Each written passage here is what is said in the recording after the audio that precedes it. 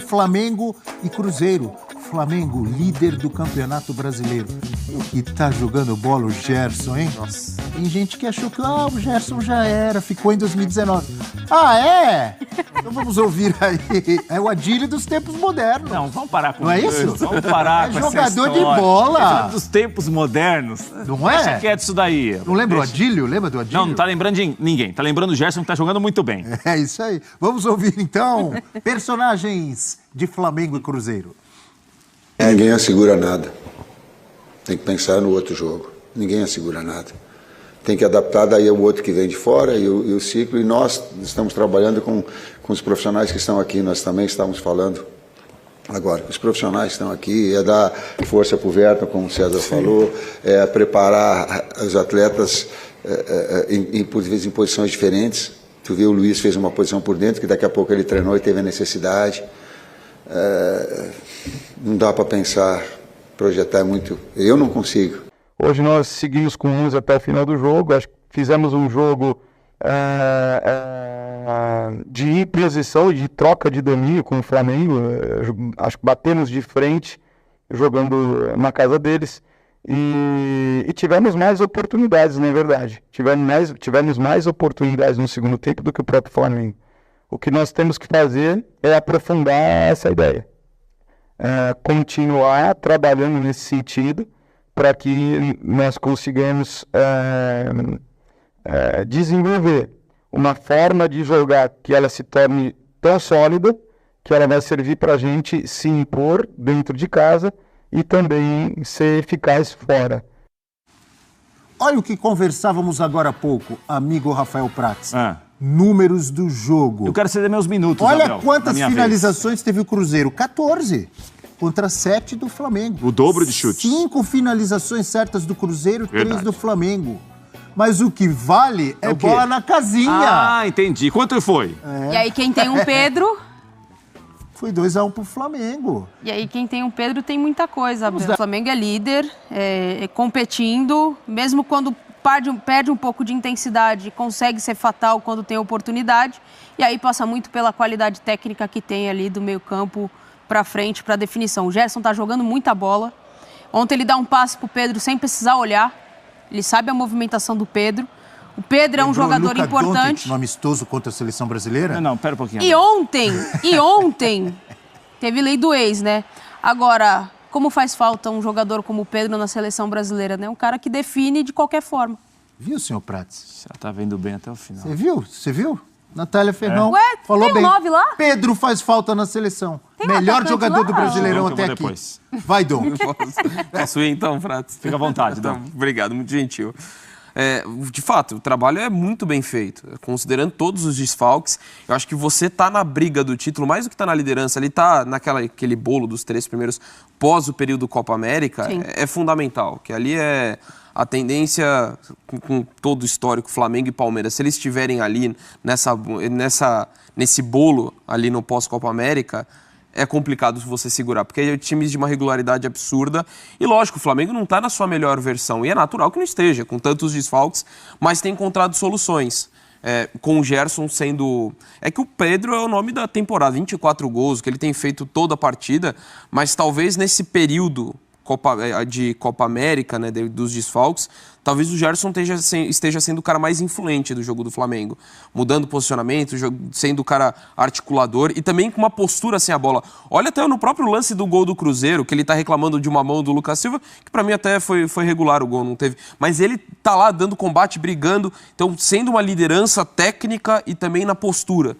Então é impressionante o que tem feito o Flamengo, soube se adequar a um jogo difícil, a gente tem que falar também do mérito do Cruzeiro, acho que o mérito do Flamengo passa muito pela grande partida, aliás, já falei, não lembro se foi aqui no 360, outro programa, cara, o trabalho do Seabra é um dos melhores para mim do brasileiro, porque a gente tá falando desse Cruzeiro que ainda não tem os reforços, ainda não chegou aquela galera tem toda. Tem uma galera pra chegar, até o jogo me fugiu a memória. Atlético Paranaense. Tinha um time tinha assistindo. Uns 20 caras assistindo ali. E todo mundo para estrear ainda. Então, o trabalho foi muito bem feito. O Cruzeiro cresceu na partida. A Nath falou do quanto que o Flamengo deu uma baixada e o Cruzeiro conseguiu impor. causou dificuldade, a gente viu os números. Ainda que eu acho que o Flamengo mereceu vencer o jogo, acho que não é por causa das estatísticas, mas é um Cruzeiro que cresceu, o Tite mexe bem com a ideia do Léo Ortiz na vaga do Lohan. Já falamos do Rogério Ceni, que foi bem na declaração, da mesma forma o Tite foi muito bem no que ele falou em relação ao Lohan, ainda mais por se tratar de um garoto que está começando, é natural ele oscilar, às vezes tentar chamar o protagonismo, é completamente natural, mas o time melhorou depois da entrada do Léo Ortiz, então o Flamengo que soube se adequar ao que o jogo estava colocando, todas as dificuldades, mais uma vez o Matheus Pereira, embora tenha errado no primeiro gol, sendo importante, com um belíssimo gol marcado, mas é um Flamengo que soube crescer em meio a um adversário muito difícil e que continua na liderança. Tite e Sampaio tentaram mostrar o seguinte, olha, não adianta vaiar, o Lohan vai ser muito importante, ele tem muita bola, é normal que ele vai fazer, às vezes, um jogo muito bom, depois vai fazer um jogo ruim, depois... Está no pacote, né? O que também está no pacote até agora, de maneira positiva, é como o Tite tem aproveitado bem um elenco que é muito bom, que mesmo perdendo jogadores importantes, tem qualidade, mas o Tite certamente, quando escreveu o roteiro do Flamengo no Brasileiro, não imaginava mudar tanto o time como ele está mudando agora. Por causa da Copa América, ele tinha uma noção já que perderia jogadores, perdeu outros que ele talvez não esperasse que pudesse perder, como Everton Cebolinha, por exemplo. E o time está bem. O time está muito competitivo, acho que o torcedor do Flamengo está olhando para o time, está se vendo um pouco representado, um time que briga muito, tem muita disposição. Claro que vai ter um tropeço ou outro, perdeu em Caxias, foi pior que o Juventude, o Tite reconheceu isso. Ontem o Cruzeiro valorizou muito o resultado. Eu acho que a vitória ela fica ainda maior pela maneira que o Flamengo conseguiu e contra quem foi. Sim. Um time que está brigando lá em cima também como o Cruzeiro. E deve brigar ainda mais com os jogadores que vão entrar no time. São bons jogadores para entrar no time ainda. Então o Tite certamente está vivendo uma situação em que ele tem gostado do que está vendo. Das alterações estão dando resultado, de alguns jogadores que ele coloca em outra posição, a resposta é boa. O Wesley lateral cresceu com ele, estava em baixa, estava quase para sair do Flamengo, melhorou com ele também. Então acho que é um saldo positivo do Tite até agora com essa parada da Copa América e com os jogadores que foram embora. E só para lembrar e para destacar mais uma vez, Arrascaeta está fora, está na Copa América. De La Cruz está fora. Pulgar fora. E o Gerson tomou conta do meio-campo. É? Tomou conta. Tá jogando. Mas voltou para uma posição que é mais confortável, né? Sem ser aquele cara que vai abrir pelo lado direito e fazer meio que uma função ali mais aberto. Ele pelo centro ele funciona um pouco melhor. Com liberdade ali pelo meio de campo ele funciona melhor. Como eu disse agora há pouco, o assunto é Gabigol. Marcos Braz falou ontem no Maracanã, depois do jogo, sobre Gabigol. Eu entrei em contato com o empresário dele, expus que hoje ele poderia entrar em campo e aí ficaria numa situação difícil, por exemplo, vamos supor que ele viajasse para o jogo contra o Atlético Mineiro, não iria poder entrar em campo, ou se fosse entrar em campo, iria atrapalhar a vida do empresário dele, que estaria agora num sentido, nesse sentido de chegar e procurar novos ares para o Gabriel. A partir do momento que eles chegaram e também se posicionaram que agora a curto prazo iriam procurar novos ares, a gente está contribuindo com o empresário deles de não deixar completar o 7º jogo para que eles possam exercer o trabalho dedinho no mercado e tentar ajustar alguma proposta para o Flamengo. O que eu posso te falar de antemão é que o Flamengo tem que ser remunerado para que ele saia agora no meio do ano. Senão, ele fica aqui até o final do ano e no final do ano ele vai para onde ele entender que tem que ir. Sabe que essa declaração aí do Marcos Braz, de uma forma mais leve, não tão agressiva, mas me lembrou um pouco a Leila falando do Dudu. Te lembrou também? Sim. Assim, não foram as palavras usadas pelo Marcos Braz, nem pela Leila. Mas o sentido é, quer ir embora, pode ir.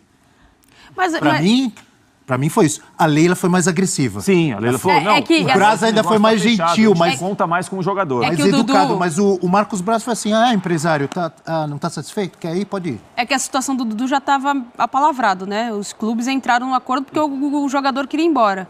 Agora sim, Abel, ele não tá errado. Ninguém é maior que o Flamengo. Eu não falei que tá errado, não. Não, Tô dizendo que me lembrou a Leila. Tipo, ninguém é maior embora, que a instituição. Ninguém é maior que a instituição. Gabriel, ele tem uma história muito bonita com o Flamengo. De títulos, decisões. Alguns anos aí depois que ele volta da Europa, a forma como ele se encaixou ao Flamengo, a identificação com a torcida, com torcedores mirins, é espetacular. Só que ninguém é maior do que a instituição. A temporada passada do Gabi foi horrorosa.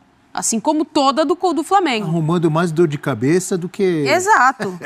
Então ele já veste camisa do Corinthians, é problema no doping, não joga nada. Não... e quando tinha reclamação no banco de reservas porque ia pro banco, aquela questão toda que a gente já conhece. Se ele tivesse rendendo no mesmo nível que estava rendendo, ia ser mais difícil para o Flamengo fazer essa transição para a diretoria. Agora, ele é um cara que... O que ganhou a diretoria com a chegada do Tite é que também não quer contar com ele. Isso está claro, é isso que eu falava no bloco antes da gente ter aquele intervalo. É um Flamengo que, mesmo com desfalques, o Gabi não é segunda nem terceira opção. Ele é uma das últimas opções do Tite. Ah, mas ele não está bem fisicamente, ele está sem ritmo. Ele vai ganhar ritmo jogando. Não é possível. A gente entende que ele já vinha perdendo espaço antes de o Tite chegar. Exato. Com o Sampaoli. Ele só foi perdendo mais, né? E aí tá claro, assim, o time tá funcionando. Ele já não é mais protagonista, ele já não é mais o cara essencial e o principal do... Não. Ele é só mais um que tá hoje no elenco do Flamengo. Pensando na parte coletiva ganhando e competitiva. Muito bem. Como merece, por então, merecimento. O Braz, ele não fez... tá respondendo, né? Ele fez muito bem. Não, que vocês querem ir embora? Vocês estão com 5 jogos, tá. Então a gente vai ter ali um período de janela. Se você conseguir uma proposta, porque alguém tem que pagar pro Gabi sair agora. Senão ele sai em dezembro livre.